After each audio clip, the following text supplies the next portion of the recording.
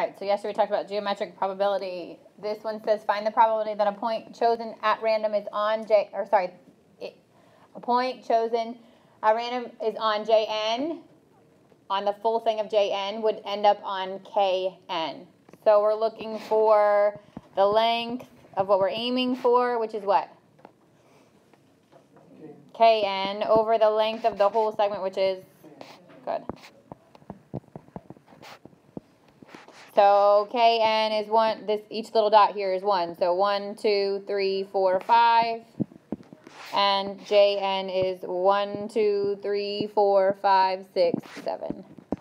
So 5/7 is how you would write it in fraction format. If you wanted to divide that, it's not going to go in evenly. So you can divide it to get the decimal or then move it to get the percent. But because this is a nice whole number, I would keep it in the ratio format. Number 2 says find the probability that a randomly chosen point in the figure will lie in the shaded region. So this time I want the area that's in the circle but outside that square. Okay, so how would I find that shaded area?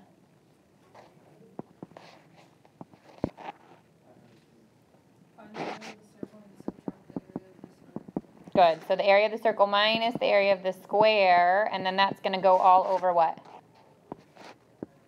What goes in the bottom? Good. The area of the circle, which is the biggest part. So this 4 represents what on that circle? The radius. So this would be 4 squared, or 16 pi would be the actual area of the circle, and it's going to go 2 places, in the top and in the bottom. And then if I wanted to find the area of the square, what's one way to do it?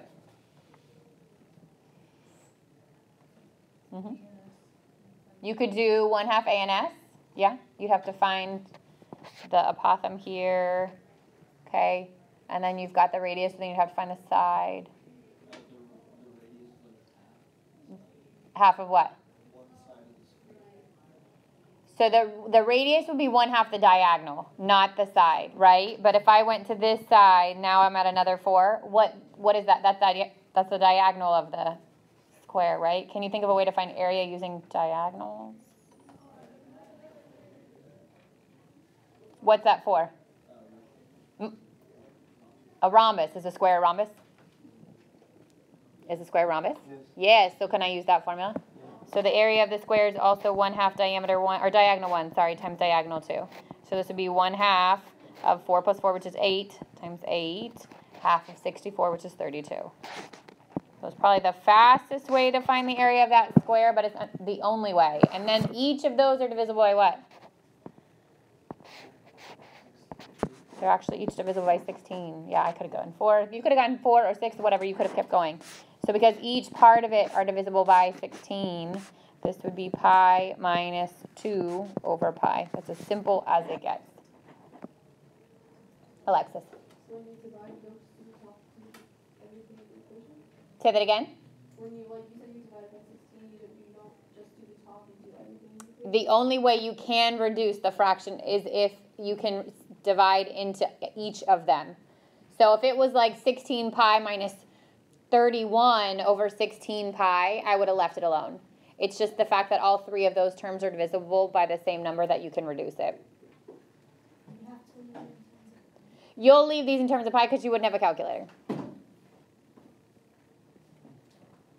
All right, number 3 says a bird is equally likely to be anywhere in the garden shown. What's the approximate probability that the bird will be in the vegetables? So I'm aiming for that bottom rectangle, right, over the area of the whole thing. So this is not an exact shape, which is why it says approximate. What's one way that I could find the area?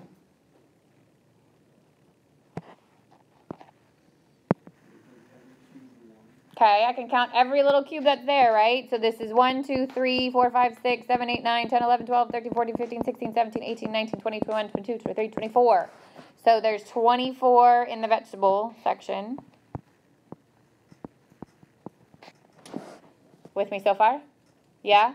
And then I've got 25, 26, 27, 28, 29, 30, 31, 32, 33, 34, 35, 36, 37, 38, 39, 40, 41, 42, 43, 44, 45, 46, 47 whole boxes, right? You with me? And then I can look at, okay, this is almost whole, maybe that's 48 mixed with this little guy that's over here, that could be a 48. This little corner mixed with this little corner could be a 49. This is pretty close to a whole. This is pretty close to a whole if I fill that in. So now I'm at, what was that, 50, 51? About 51 boxes. Whoops, daisy. So it said approximately for a reason. You weren't going to be able to get an exact answer. Okay, but if you had estimated somewhere around that, which is pretty close to about 50% if you did something like that. So again, the word approximate is an important one. That's, I would say, about 24 out of 51, around 50%, maybe a little bit less than 50% of it. Any of those answers would have been okay.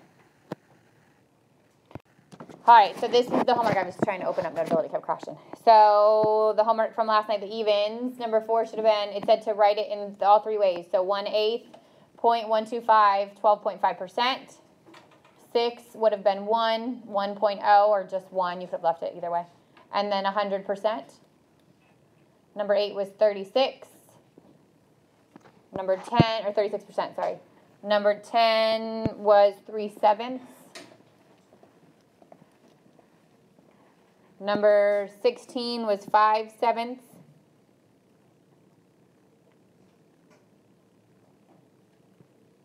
Number 20 was 1/4 or 25%. Should I do the area of the triangle over the area of, that was a trapezoid.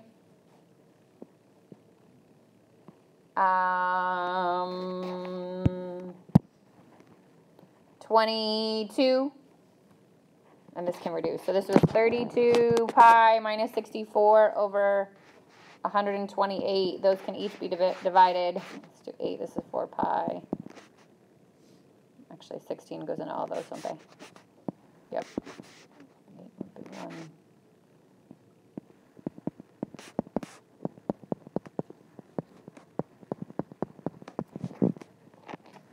If left in terms of pi, it would have looked like that. So that one, you got to find the area of the sector of the circle. This is the one that looked like this.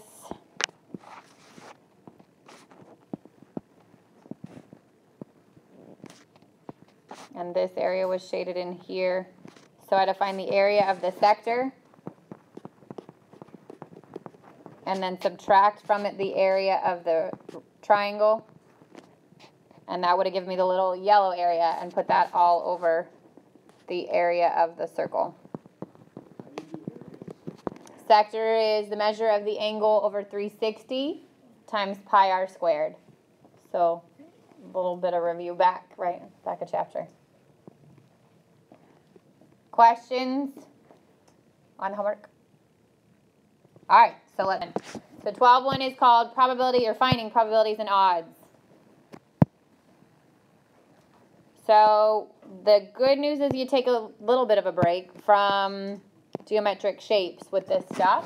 Okay, some people really like, probability, which is good for those of you, not so good for the rest of you, sorry. Okay, but you've had the whole rest of the year. So it's time to flip-flop, right? All right, so let's start with some definitions. The outcome. An outcome is a possible result of an experiment. What can happen if you do whatever it is they tell you to do? So when you roll a die, a simple die, that there's 6 possible outcomes, and the outcomes are rolling a 1, a 2, a 3, a 4, a 5, or a 6. When you flip a coin, there's 2 possible outcomes. You could either flip a head or a tail. So those would be outcomes. What are the possible things that can happen? An event is an outcome or a collection of outcomes. So an event would be like rolling an even number, or flipping a head, or picking a red card, or picking a black card. All of those would be events. And the sample space is the set of all possible outcomes. So if I wanted the sample space of a die, it's 1, 2, 3, 4, 5, 6. If I wanted the sample space of flipping a coin, it's a head or a tail. The sample space of the red cards in the deck is literally a list of all the red cards in the deck, the 2 of hearts, the 2 of diamonds, the 3 of hearts, the 3 of diamonds, all the way through all the red cards in a deck. That's your sample space. All right, so this one says you flip a coin twice. How many possible outcomes are in the sample space, and then list the possible outcomes. So I'll show you how to do it in reverse order first, and then we'll go to the order that's there. So let's talk about what can happen if you flip a coin twice. What can you get?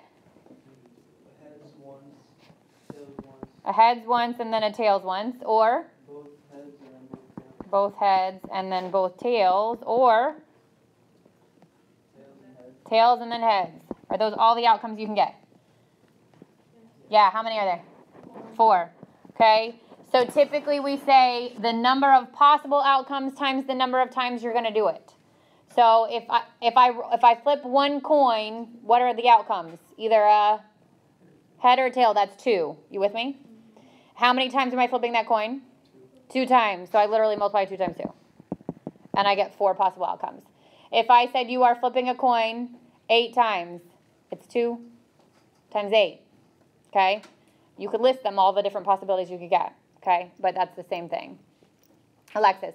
So does it go by like the order? Because I didn't say anything about the order, but like you have heads and tails, and then tails and heads. Right, so you have to think, what are the outcomes? Yeah, in an order. You could get, because you're flipping a coin and then you're flipping it again, so it's not like that one gets taken out, right? You're flipping it and then you flip it again. So that you could get a heads and then you could get a tails. You could get a tails and then you could get a heads. You can get a tail and a tail and a head and a head. All right, B says you flip a coin and roll a number cube. Number cube's the same thing as a die, okay? How many possible outcomes are in the sample space, and list the possible outcomes. So if I'm flipping a coin, what are my outcomes? Heads or tails. And then rolling a number cube. That means I can get what? 1 through 6. So I can get a head for 1, with a 2, with a 3, with a 4, with a 5, or with a 6. And I can get a tail with a 1, with a 2, with a 3, with a 4, with a 5, and with a 6. So if I was actually to list them all out, it'd be a heads and 1, a heads and 2, a heads and 3, a heads and 4, all the way down to 6. Or I can get a tail with 1, a tail with 2, a tail with 3, a tail with 4, a tail with 5, and a tail with 6. Obviously, the more opportunities there are, the more tedious that step is going to be, okay? Now, let's say we want to count these up. So one way to do it is count them up. The other way is figure out how many opportunities there are, right? So we said that the outcomes for flipping a coin, there would be how many outcomes? 2. And how many outcomes there are for rolling a 6-sided die? 6. So there's 12 different possibilities. 1, 2, 3, 4, 5, 6, 7, 8, 9, 10, 11, 12. Nick. What if we said you like flip the coin twice? So then you would get a heads and a heads with a 1, a heads and heads with 2, a heads and heads. All the ones that we put up here, that would go 6 times, that would go 6 times, that would go 6 times, and that would go 6 So what times. would you multiply? 4 times 6. Yep. Does that make sense? Yeah. Yep. Okay. Here's our sample space, right? You could have had roll the heads with the 1, 2, 3, 4, 5, 6, or the tails with the 1, 2, 3, 4, 5, 6. So what's the bottom number? What's my sample space? 12. And what are we looking for? What are we trying to get? H5. How many of those are H5? 1. So it'd be 1 out of 12. Okay, probability of event, and this slide should look familiar, right? This is actually on yesterday's notes. It's the exact same thing, except that now we're not talking about a geometric shape. We're talking about a sample space. So the probability of event is the chance or likelihood the event will occur. It's a number between 0 and 1. It can be written as a fraction, decimal, or percent. And the probability of event A is written as P parentheses A. So it's the probability of event A occurring. And then we said this yesterday, that the closer to 0 it is, the more impossible or the less odds it is. The closer to 1 it is, the more certain it is. So if something is 100% certain, like you're 100% going to get homework tonight, yeah, that's really likely. The 0% would be like, you're not getting homework tonight, okay? That would be less likely. Theoretical probability. So this can be found when all the outcomes are equally likely to occur. So theoretically, you have a 1 out of 2 shot of flipping a head. or flipping a tail. Or a 1 in 6 shot of rolling a 2, right? Those are all equally likely. That's theoretically. To find the odds there, or you find the probability, not the odds, the probability, you put the number of favorable outcomes, so what are you trying to get, over the total number of outcomes. So obviously something easy like rolling a die. The chances of getting a 2 are what? What would be the probability of rolling a 2? 1 out of 6, okay? What about the probability of rolling an even number? 3 out of 6. There's 3 even numbers on that die, okay? Questions so far? All right, so example 2 says you toss a coin and roll a number cube. What's the probability that the coin shows heads and the number cube shows 5? So go back to that sample space instead of having to re.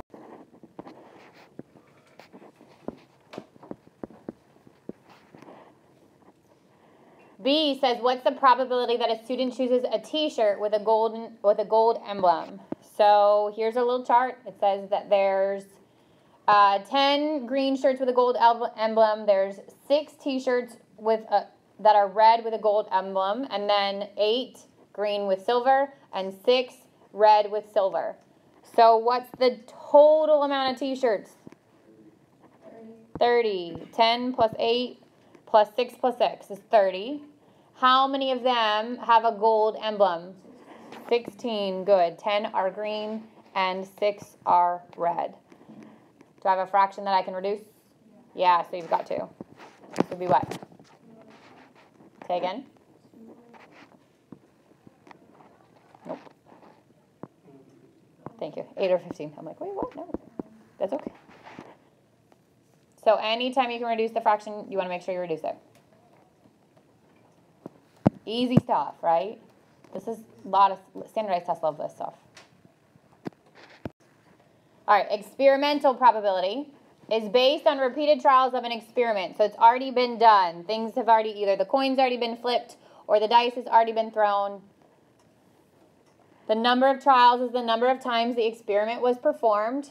So if you roll a die 10 times, then 10 number of trials.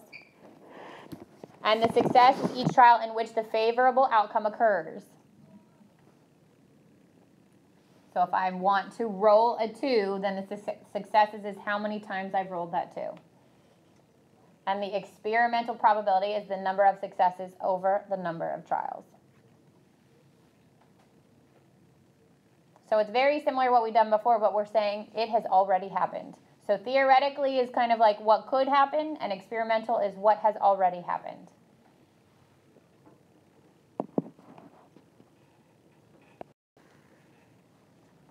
All right, example 3 says each section of the spinner shown as the same has the same area. The spinner has spun 20 times. The table shows the results. For which color is the experimental probability of stopping on the color the same as the theoretical probability? So the first thing we're going to do is figure out the theoretical probabilities. What's the probability I'm going to land on a blue space? 1/4. So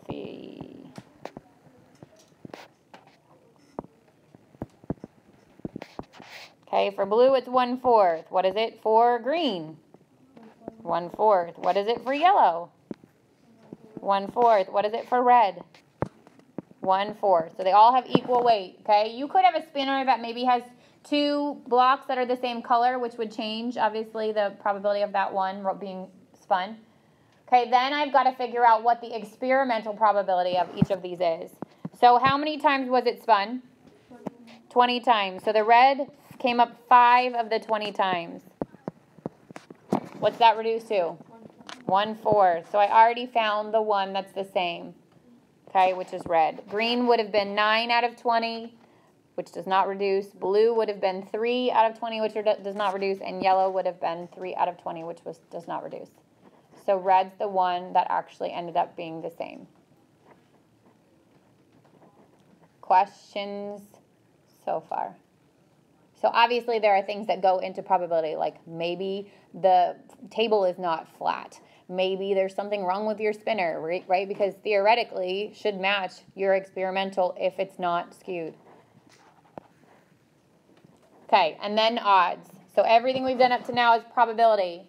Odds are very similar, but it's the number of favorable outcomes over the number of unfavorable outcomes. So instead of odds going over the whole amount, it's a versus kind of a thing. So odds in favor is what you want over what you don't want. And then odds against is the unfavorable over the favorable.